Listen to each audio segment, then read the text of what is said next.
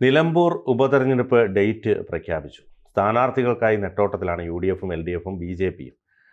UDFിനെ സംബന്ധിച്ചിടത്തോളം ഇതൊരു ജീവൻ മരണ പോരാട്ടമാണ്. കാരണം അൻവർ എങ്ങനെയായിരിക്കും എന്നതിനൊക്കെ ഒരു വ്യക്തമായ ഉത്തരം ലഭിക്കുന്ന തെരഞ്ഞെടുപ്പാണ്. LDFിനും അത് തന്നെയാണ്. കാരണം പിണറായി സർക്കാരിനെതിരെയും ശക്തമായ ഭാഷയിൽ വിമർശനം ഉന്നയിച്ചിട്ട് ഇറങ്ങിപ്പോയ ആളാണ് അൻവർ. അപ്പോൾ അൻവറിൻ്റെ മുന്നിൽ ജയിക്കുക എന്നുള്ളത് ഏറ്റവും പ്രധാനപ്പെട്ട വസ്തുതയാണ്. അതോടൊപ്പം തന്നെ ഇതൊരു സെമി ഫൈനലായി വിശേഷിപ്പിക്കാം.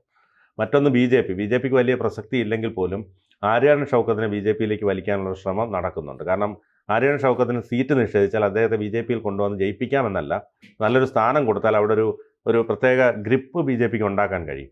മറിച്ച് ഇടതുപക്ഷവും ആര്യാടൻ ഷൗക്കത്തിനെ മോഹിക്കുന്നുണ്ട്. കാരണം ആര്യാടൻ ഷൗക്കത്തിനെ ഒരു ഇടത് സ്വതന്ത്രനാക്കി കഴിഞ്ഞാൽ അവിടെ കോൺഗ്രസിൻ്റെ വോട്ടും ഒപ്പം CPMൻ്റെ വോട്ടും കിട്ടിയാൽ അവിടെ വിജയം സുനിശ്ചിതം എന്ന് അവരും കരുതുന്നു. അപ്പോൾ ഇപ്പോൾ ആര്യാടൻ ഷൗക്കത്താണ് അവിടുത്തെ ഒരു തുറുപ്പ് ചീട്ട്. എങ്ങനെ കാണുന്നു ഈ തെരഞ്ഞെടുപ്പിനെ? അതെ, ആര്യാടൻ ഷൗക്കത്താണ് തുറുപ്പിയിട്ട്, അതിൽ തർക്കമില്ല. കാരണം ഈ നിലമ്പൂർ തിരഞ്ഞെടുപ്പിൽ എപ്പോഴും നമ്മൾ അതിൻ്റെ ഒരു രാഷ്ട്രീയ ഭൂമിക പരിശോധിച്ചാൽ അത് കോൺഗ്രസിൻ്റെ ഒരു ഉറച്ച കോട്ടയായിട്ടാണ് നമുക്ക് വിലയിരുത്താനായിട്ട് കഴിയും. ഇപ്പോൾ നമ്മൾ ചരിത്രം പരിശോധിച്ചൊക്കെ പോകുമ്പോൾ ശരിയാണ്, അവിടെ ഇടതുപക്ഷത്തിന് വിജയമുണ്ടായിട്ടുണ്ട്.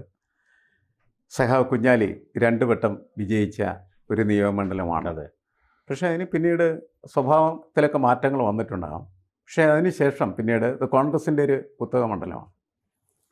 ആ കുത്തക മണ്ഡലത്തെ കുറച്ചുകൂടി ശക്തമാക്കി വളർത്തി വികസിപ്പിച്ചത് ആര്യാടൻ മുഹമ്മദ് എന്ന് പറയുന്ന അവരുടെ കരുത്തനായിട്ടുള്ള മലബാറിലെ നേതാവാണ്.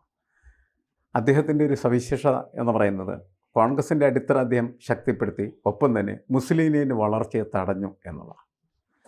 നിരന്തരമായിട്ട് മുസ്ലിം ലീഗുമായിട്ട് യുദ്ധം ചെയ്തുകൊണ്ടും അതോടൊപ്പം തന്നെ ഇടതുപക്ഷമായിട്ട് പോരടിച്ചുകൊണ്ടുമാണ് ആര്യാടൻ മുഹമ്മദ് ഈ നിലമ്പൂർ എന്ന് പറയുന്നത് എൻ്റെ സാമ്രാജ്യമാണ് എന്ന് പ്രഖ്യാപിച്ചിരുന്നു. അതിന് ഇടിവ് വരുത്തിയിട്ടുള്ള ചില ഘട്ടങ്ങളുണ്ട്. ഒന്ന് TK ഹംസ അവിടെ മത്സരിച്ച് ജയിച്ചു. നമ്മൾ ശ്രദ്ധിക്കേണ്ട ഒരു കാര്യം എന്ന് വെച്ചാൽ TK ഹംസ കോൺഗ്രസ്സുകാരനായിരുന്നു. കോൺഗ്രസിൽ നിന്ന് വിമതനായി CPMലേക്ക് വന്ന് വിജയിച്ചു എന്നുള്ളതാണ്. എന്നുവെച്ചാൽ അദ്ദേഹം CPMലേക്ക് വരുന്ന സമയത്ത് കുറേയധികം കോൺഗ്രസ് വോട്ടുകളുമായിട്ടാണ് വരുന്നത്. ആ ഇടതുപക്ഷത്തിൻ്റെ വിജയവും കോൺഗ്രസിൻ്റെ വോട്ട് കൊണ്ട് ഉള്ള വിജയമാണ്. കോൺഗ്രസ്സാണ് TK ഹംസ എന്ന് വിജയിപ്പിച്ചത്.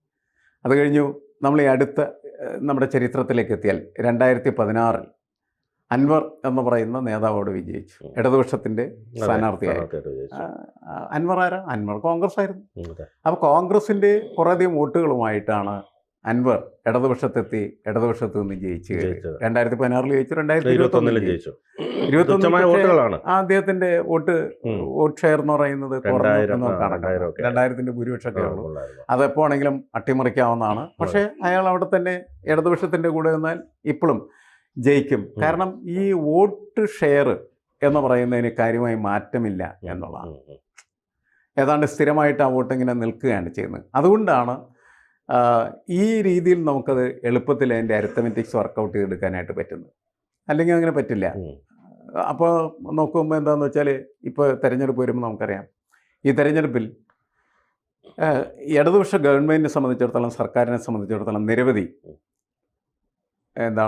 പ്രതികൂലമായിട്ടുള്ള സാഹചര്യങ്ങൾ നിലനിൽക്കുന്നു. പൊതുഭാഷയിൽ പറഞ്ഞു കഴിഞ്ഞാൽ ആൻറ്റി ഇൻകംബൻസി ഫാക്ടർ അവിടെ എക്സിസ്റ്റ് ചെയ്യുന്നുണ്ട്. എന്ന് വെച്ചാൽ ഭരണവിരുദ്ധ വികാരം ശക്തമാണ്. ആ ഭരണവിരുദ്ധ വികാരം ശക്തമായി നിൽക്കുമ്പോൾ ഈ ഭരണവിരുദ്ധ വികാരം എങ്ങോട്ടാണ് ഷിഫ്റ്റ് ചെയ്യുന്നത്? നേരത്തെ അങ്ങനത്തെ ചർച്ചകളില്ല. നേരത്തെ 2 ഇരുമുന്നണികൾ, ഒന്നില്ലേ UDF അല്ലെങ്കിൽ LDF. അപ്പോൾ LDFന് എതിരെ ഭരണവിരുദ്ധ വികാരം വന്നാൽ അത് UDFനെ ജയിപ്പിക്കും. UDFൻ്റെ ഗുണം കൊണ്ടല്ല, LDFനെതിരായിട്ട് ചെയ്യുന്ന വോട്ടുകളാണ് UDFൻ്റെ വിജയത്തിന് കാരണമായിട്ട് മാറുന്നത്. ഇപ്പം പക്ഷേ കേരളത്തിൻ്റെ രാഷ്ട്രീയ സ്ട്രക്ചർ നമ്മൾ പരിശോധിച്ചാൽ അങ്ങനെയല്ല. അത് ഏതാണ്ട് ത്രികോണ മത്സരത്തിൻ്റെ സ്വഭാവം പുലർത്തുന്നു. അപ്പോൾ ഈ ഗവൺമെൻറ്റിനെതിരായിട്ടുള്ള വികാരങ്ങളെ 2ആയിട്ട് പകുത്ത്, ഒന്ന് BJPക്കും ഒന്ന് കോൺഗ്രസിനുമായിട്ട് കൊടുത്തു പോയി കഴിഞ്ഞാൽ അപ്പോഴും ഇടതുപക്ഷത്തിന് ജയിക്കാനുള്ള സാധ്യതകൾ ഉയർന്നു വരുന്നുണ്ട്. അങ്ങനെയാണ് ഇടതുപക്ഷത്തിന് ജയിക്കാൻ എന്തെങ്കിലും സാധ്യത ഉള്ളത്. അതല്ലെങ്കിൽ നമ്മൾ ഒരിക്കലും ഇടതുപക്ഷം ഈ തെരഞ്ഞെടുപ്പിൽ ജയിക്കും എന്ന് കരുതുന്നില്ല. ഇടതുപക്ഷത്തിന് ഒരു സാധ്യതയില്ലാത്ത ഒരു തെരഞ്ഞെടുപ്പ്. അതുകൊണ്ടാണ് ആദ്യം ബിനു സൂചിപ്പിച്ചതുപോലെ ഇവിടുത്തെ താരമാര് എന്ന് ചോദിച്ചു കഴിഞ്ഞിട്ടുണ്ടെങ്കിൽ ആര്യാടൻ ഷൗക്കത്താണ്.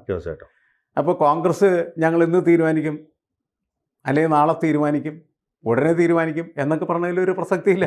തീരുമാനിച്ചേ അവർക്ക് പറ്റൂ ഒറ്റ ആളെ തിരഞ്ഞെടുക്കാൻ പറ്റുള്ളൂ. പറ്റുള്ളൂ. അത് ആര്യൻ ഷൗക്കത്തിനെയാണ്. ആര്യൻ ഷൗക്കത്തിനെ കോൺഗ്രസ് സ്ഥാനാർത്ഥിയാക്കിയില്ലെങ്കിൽ ആര്യൻ ഷൗക്കത്ത് ഒന്നിലെ ഇടതുപക്ഷത്തിൻ്റെ സ്ഥാനാർത്ഥിയായിരിക്കും, അല്ലെ അല്ലെങ്കിൽ ബി ജെ BJP പിയുടെ യുടെ സ്ഥാനാർത്ഥി. സ്ഥാനാർത്ഥിയായിട്ട് അതാണ് ഇപ്പോഴത്തെ സിറ്റുവേഷൻ. കോൺഗ്രസിൻ്റെ നേതൃത്വത്തിനോ ഉം. അതിൻ്റെ സ്ട്രാറ്റജിക്ക് ഒരു പ്രസക്തി ഇപ്പോൾ ഇവിടെ ഇല്ല. ഇവിടെ ഓപ്ഷൻ ഇല്ലാത്ത അവസ്ഥയിലാണ് കോൺഗ്രസ് സ്ഥാനാർത്ഥി പ്രഖ്യാപിക്കാൻ കാത്തിരിക്കുവാണ് മറ്റവർ രണ്ടുപേരും. അതെ, അതുകൊണ്ടാണ് എന്താണ് ഗോവിന്ദ മാസ്റ്റർ പറഞ്ഞല്ലേ, ഒരാഴ്ച കഴിഞ്ഞിട്ട് പ്രസ്താവിക്കും. ആകെ 3 ആഴ്ച തിരഞ്ഞെടുപ്പിനുള്ളത്. എന്നിട്ട് ഇടതുപക്ഷം പറയുന്നത് എന്താണെന്ന് വെച്ചാൽ ഞങ്ങൾ ഒരാഴ്ച കഴിഞ്ഞിട്ട് സ്ഥാനാർത്ഥിനെ പ്രഖ്യാപിക്കും. അതെ, സാധാരണ ഇത് ഇലക്ഷൻ ഡേറ്റ് പ്രഖ്യാപിക്കുന്നതിന് മുമ്പ് സ്ഥാനാർത്ഥി പ്രഖ്യാപിക്കുന്ന ടീമാണ് അവര്. അതെ, അത്ര നന്നായിട്ട് അവർക്ക് പറ്റും. അവർക്ക് എപ്പോണെങ്കിലും പ്രഖ്യാപിക്കാം, ആരും അതിനകത്ത് ചോദിക്കാം. പക്ഷെ ഇവിടെ അവർ പറയുന്നത് ഒരാഴ്ച കഴിഞ്ഞിട്ട്. എന്നുവെച്ചാൽ കോൺഗ്രസിനകത്ത് ഉള്ള ഗുസ്തിയും എന്താണ് അതിന്റെ എല്ലാ പരിപാടികളെല്ലാം കഴിഞ്ഞതിന് ശേഷം ആരും തീരുമാനിക്കും. ഇപ്പൊ ഇതിൽ നിന്ന് വരുന്നവരെ പിടിക്കാൻ നിൽക്കുവാണ്.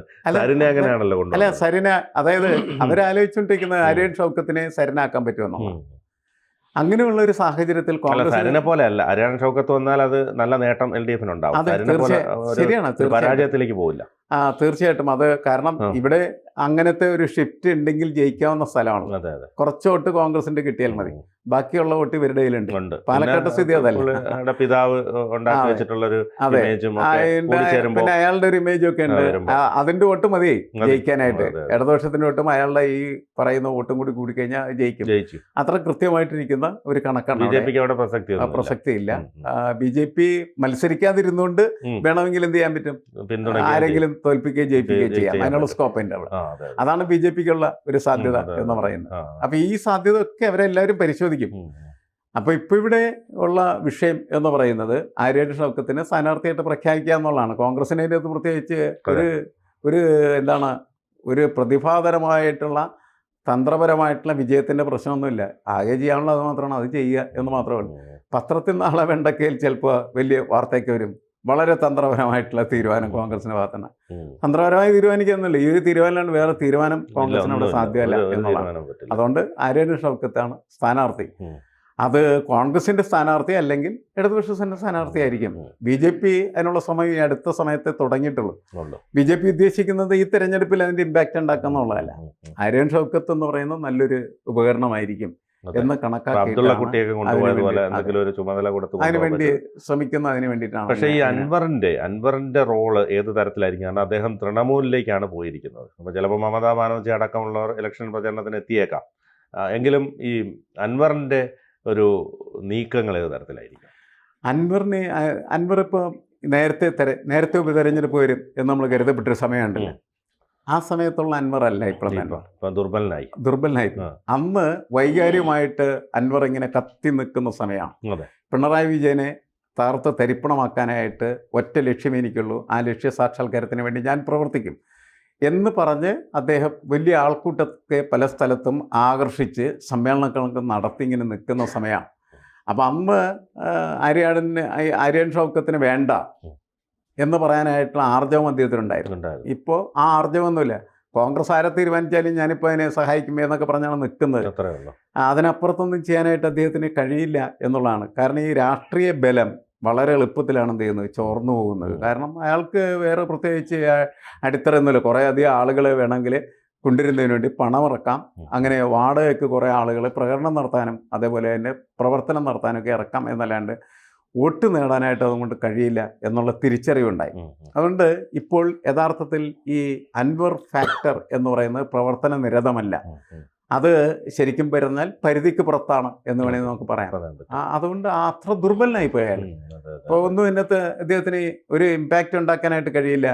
കോൺഗ്രസിനെ ഉപദ്രവിക്കാൻ അദ്ദേഹത്തിന് ചെയ്യാവുന്നൊരു കാര്യം സ്വന്തം സ്ഥാനാർത്ഥിനെ നിർത്തി കുറേ കാശൊക്കെ ഇറക്കി മമതാ ബാനർജിനെയൊക്കെ കൊണ്ടുവന്ന് ഒരു ബഹളമൊക്കെ ഉണ്ടാക്കി കഴിഞ്ഞാൽ കുറച്ച് വോട്ട് അദ്ദേഹത്തിന് ചിലപ്പോൾ നേടിയെടുക്കാനായിട്ട് കഴിയും. അത് ക്ഷീണമുണ്ടാക്കുന്ന കോൺഗ്രസിനായിരിക്കും. അതുകൊണ്ട് കോൺഗ്രസ് ഈ അൻവറിൻ്റെ പിന്നാലെ നടക്കുന്നത് അനങ്ങല്ലേ അൻവറെ എന്ന് പറഞ്ഞിട്ടായിരിക്കും. നീ അനങ്ങാതിരിക്കുക, എന്ത് വേണമെങ്കിലും ചെയ്യാം എന്ന നിലക്കുള്ള ഒരു സമീപനം കോൺഗ്രസിൻ്റെ ഭാഗത്തുനിന്ന് ഈ അൻവറിൻ്റെ അടുത്ത് ഉണ്ടെന്നല്ലാണ്ട് അൻവർ ഫാക്ടർ എന്ന് പറയുന്നത് വളരെ അപ്രസക്തമായി കഴിഞ്ഞിരിക്കുകയാണ്. ഈ തെരഞ്ഞെടുപ്പിൽ നമുക്ക് തോന്നുന്ന ഒരു പ്രധാനപ്പെട്ട കാര്യം ഇതാണ്.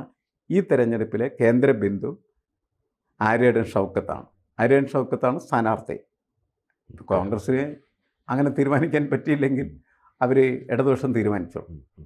കൂടുതൽ വാർത്തകളും വിശേഷങ്ങളും നിങ്ങളിലേക്ക് എത്താൻ ABC മലയാളം സബ്സ്ക്രൈബ് ചെയ്യുക, ബെൽബട്ടനും അമർത്തുക.